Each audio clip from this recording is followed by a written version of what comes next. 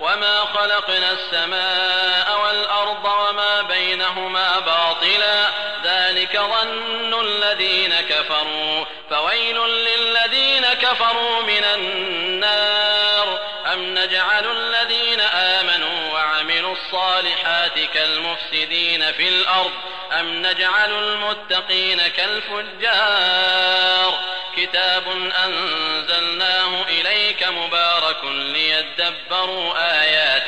ليدبروا آياته وليتذكر أولو الألباب ووهبنا لداود سليمان نعم العبد إنه أواب إذ عرض عليه بالعشي الصافنات الجياد فقال إني أحببت حب الخير عن ذكر ربي حتى توارت بالحجاب ردوها علي فطفق مسحا بالسوق والأعناق ولقد فتنا سليمان وألقينا على كرسيه جسدا ثم أناب قال رب اغفر لي وهب لي ملكا لا ينبغي لأحد من بعدي إنك أنت الوهاب فسخرنا له الريح تجري بأمره رخاء حيث أصاب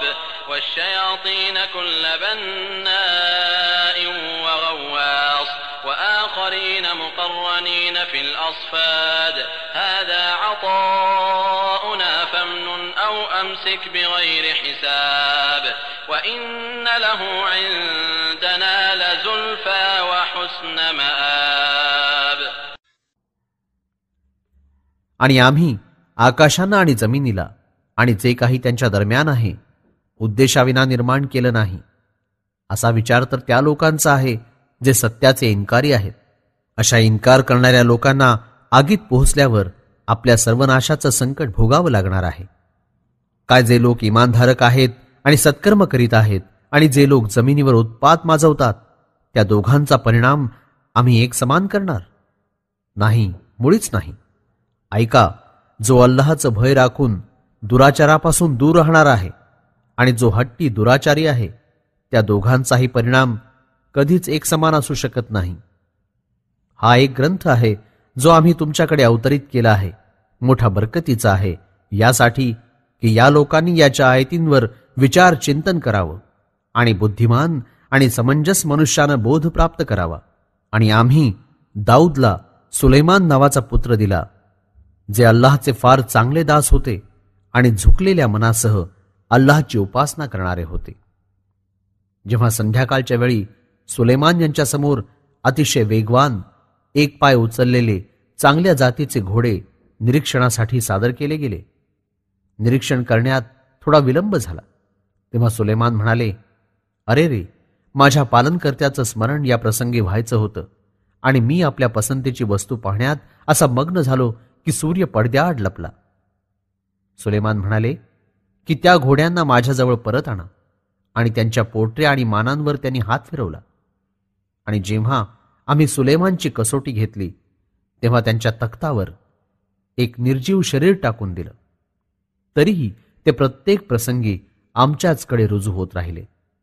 सुलेमाननं प्रार्थना केली की हे माझ्या पालनहार, मला क्षमा कर आणि मला अशी राजसत्ता प्रदान कर की पुन्हा माझ्यानंतर कुणालाही अशी बादशाही प्राप्त न व्हावी. आणि खात्रीनं खरा दाता तर तूच आहेस. मग आम्ही हवेला सुलेमानच्या ताब्यात दिलं, जी त्यांच्या आदेशानुसार अशी चालत असे की जिथे त्यांना पोहोचायचं असे तिथे ते लवकर पोहोचत. आणि सैतानांपैकी एकापेक्षा एक इमारत बनवणारे आणि बुडी मारून समुद्रातून रत्न आणणारे आणि दुसरे जे त्यांच्या मर्जीनुसार बरोबर काम करीत नसत तर सुलेमान त्यांना साखळीनं बांधून ठेवत. आम्ही सुलेमानला फरमावलं, ही आमची देणगी आणि बक्षीस आहे. वाटल्यास कोणाला देऊन उपकार करा किंवा रोखून धरा, तुमच्याकडून कसलाही हिशोब घेतला जाणार नाही. आणि खरोखर सुलेमान करता आमच्या दरबारात निकटता आणि अतिशय मानसन्मान आणि चांगला नेक परिणाम आहे.